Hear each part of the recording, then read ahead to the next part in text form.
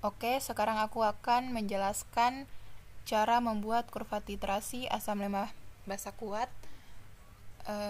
Di sini kurvanya itu berdasarkan data penentuan kadar sampel asam dengan pH meter. Nah, di sini terdapat dua sumbu dalam pembuatan kurva titrasi. Nah, untuk sumbu X-nya itu gunakan data penambahan volume NaOH dalam satuan mililiter, dan untuk sumbu Y-nya itu gunakan data pH. Oke. Nah, jadi selanjutnya untuk sumbu X-nya jangan langsung masukin data yang kayak langsung 0, 2, 2, 1, 1, 0,5 dan seterusnya. Tapi karena di sini sumbu X ini ialah penambahan volume NaOH, berarti otomatis datanya itu harus dijumlahkan dengan data sebelumnya gitu. Jadi misalkan untuk data yang pertama itu kan volumenya 0. Nah, berarti data yang kedua di sini kan 2 kan. Nah, berarti 2 ini ditambahkan dengan jumlah volume sebelumnya. Karena volume sebelumnya itu 0, berarti 2 ditambah 0 itu dapatnya 2. Nah, lakukan hal yang sama dengan data yang ini. Data yang ini kan 2. Nah, berarti 2 ditambah jumlah volume sebelumnya ini kan 2. Berarti 2 ditambah 2 sama dengan 4, sehingga di sini volumenya di sini 4. Nah, terus untuk yang ini, di sini kan 2. 2 ditambah jumlah volume yang sebelumnya itu kan berjumlah 4. Berarti 2 ditambah 4, 6, sehingga di sini datanya itu 6. Nah, sama halnya dengan yang ini. Untuk yang ini kan 1. 1 ditambah dengan jumlah volume sebelumnya yaitu kan 6. Jadi 1 ditambah 6 itu 7. Gitu. Makanya di sini 7 bukan 1, karena di sini kan untuk penambahan volume NaOH. Jadi datanya itu harus dihitung. Gitu. Nah, jadi lakukan hal yang sama untuk sampai data ke terakhir untuk mendapatkan pH-nya itu 13,4 gitu. Jadi ini untuk sumbu X, caranya kayak gitu, cara masukkan jumlah volumenya kayak gitu. Terus untuk sumbu Y itu tinggal langsung saja masukin 3,2 sampai data terakhir dapat 13,4 gitu. Nah, setelah dimasukkan data X dan data Y-nya, langsung kita ke buat kurva titrasinya. Nah, untuk proses pembuatan kurva titrasinya itu kita langsung ke insert. Nah, ke insert, terus kita ke charts. Nah, ke charts ini tapi pilih bagian yang insert scatter. Nah, ke insert scatter, terus pilih grafik atau kurva yang kedua. Nah, yang kedua ini. Habis itu nanti akan kelihatan masih kosong gitu. Nah, kalau kelihatan masih kosong, ini bisa dibesarkan untuk lebih jelas bisa dibesarin. Nah, di sini kan karena masih kosong, terus kita klik kanan. Nah, klik kanan nanti kan ada select data. Nanti pilih select data, terus pilih add. Nah, di add ini kan ada series name kan. Nah, di series name ini karena kurva ini kan namanya kurva titrasi asam lemah dan basa kuat. Nah, jadi namakan kurva ini dengan nama kurva titrasi asam lemah basa kuat gitu. Nah, untuk series X values-nya, karena series X-nya kan yang ini. Nah, untuk masukin data X ini ke dalam series X values ini harus klik sama dengan dulu. Jadi klik sama dengan, setelah itu di blok data X ini. Nah, di blok otomatis akan kelihatan kayak gini. Nah, habis itu untuk series Y values-nya kita nggak boleh ada tanda 1. Nah, jadi harus hanya dimulai dengan sama dengan. Oke. Nah, setelah itu langsung tinggal blok data di sumbu Y. Nah, setelah blok data di sumbu Y, otomatis nanti kurvanya udah terbentuk. Langsung klik OK. Sini juga OK. Nah, di sini kurvanya udah terbentuk. Tuh. Oke, karena kurvanya udah terbentuk, kita kan harus menambahkan ada sumbu X dan sumbu Y. Ya udah, berarti nanti untuk menambahkan sumbu X dan sumbu Y-nya itu klik tombol tambah yang ini. Terus pilih axis title.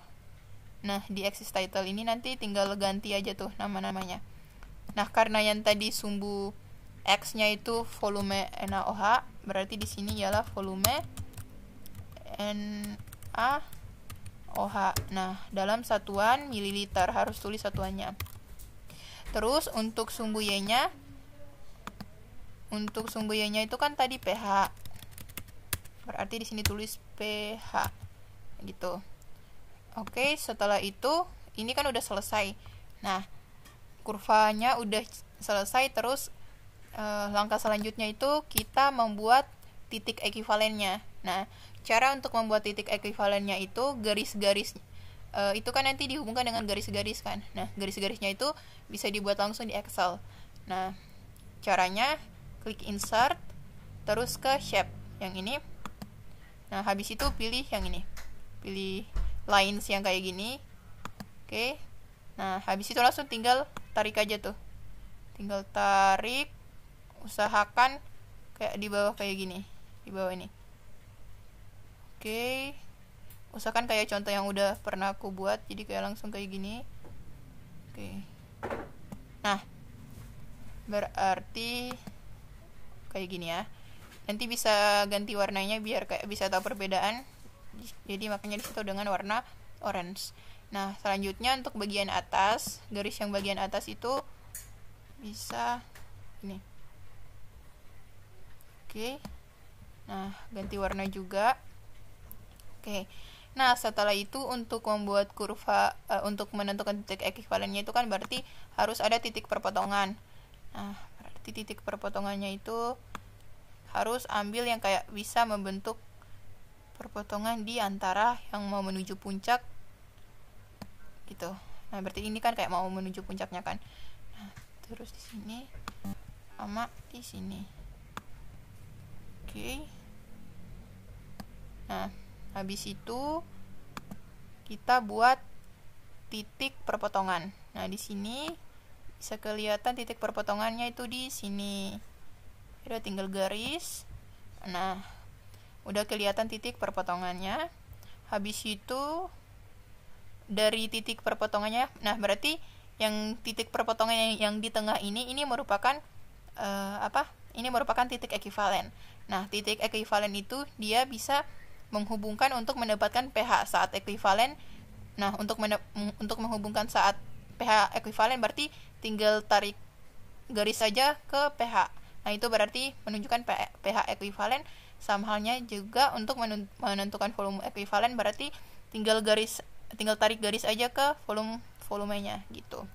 Nah, di sini berarti untuk menentukan pH saat ekuivalennya berarti ya udah tinggal garis tarik ke sini kan. Nah, di sini ternyata bukan rata 8, tapi mungkin di sini kayak 8,1 ya. Nah, berarti di sini pH saat titik ekuivalennya itu 8,1, bukan 8. Oke. Ini kita bisa ganti warna dengan warna yang lain. Oke. Nah, habis itu pilih warna yang lain aja sih. Oke, mungkin ini ya. Oke. Nah, habis itu untuk menentukan volume ekuivalennya berarti klik lagi lines-nya, habis itu tinggal tarik lagi. Nah, ternyata dia itu juga bukan dapat 12,0, tetapi dapat 12,1. Nah, berarti volume saat ekuivalennya itu 12,1. Tuh. Oke. Nah, setelah itu karena volume ekuivalennya itu 12,1, berarti volume setengah ekuivalennya itu ialah 12,1 bagi 2. Coba lihat 12,1 bagi 2 itu sama dengan 6,05. Nah, berarti volume ekuivalennya itu tinggal tarik garis ke 6,05. Berarti di sini. Oke. Nah, ini misal aja ini 6,5 kejauhan sih. Oke, di sini 6,05. Nah, berarti ini kan volume saat setengah ekuivalen.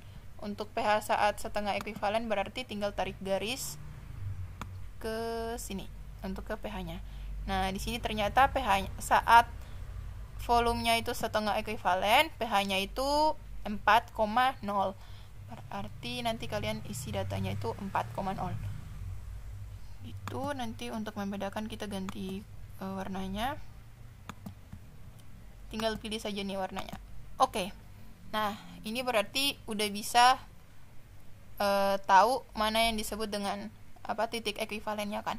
Nah, terus kalau untuk mau taruh keterangan mana yang disebut dengan volume ekuivalen dan seterusnya, itu sama juga, tinggal insert, nanti pilih yang ini text box yang ada di bagian ujung kiri, nanti pilih text box yang ada basic shapes-nya nanti nih. Nah, habis itu kita tinggal kasih keterangan. Misal yang tadi di sini kita tulis itu kan titik ekuivalen. Titik ekuivalen. Nah, berarti Nah, terus tinggal insert untuk menunjukkan letak titik ekuivalennya itu ada di mana. Nih.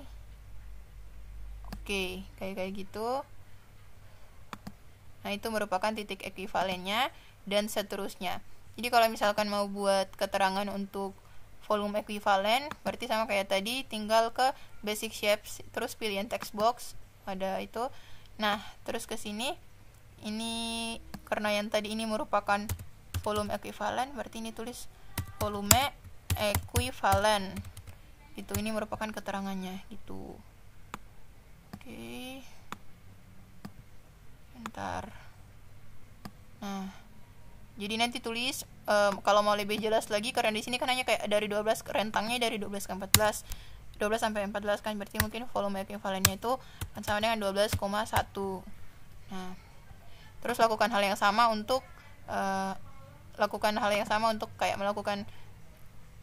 menjelaskan keterangan volume setengah ekuivalen dan pH saat setengah ekuivalen. Nah, di sini ingat bahwa pH saat setengah ekuivalen itu ialah sama dengan pKa. Jadi untuk menghitung pKa dapat dilihat di sini menggunakan data saat pH setengah ekuivalennya gitu. Oke. Ya udah deh, aku kasih contoh ya. Misal kayak di sini kan pH di sini saat volume setengah ekuivalennya kan 4. Nah, berarti pKa-nya itu kan didapat dari minus log Ka kan. Nah, berarti untuk menghitung Ka-nya, Ka kan minus log pKa. Nah, berarti untuk menghitung Ka didapat dari 10 pangkat minus 4. Ya. Oke. Cukup sekian untuk videonya, semoga dapat dipahami.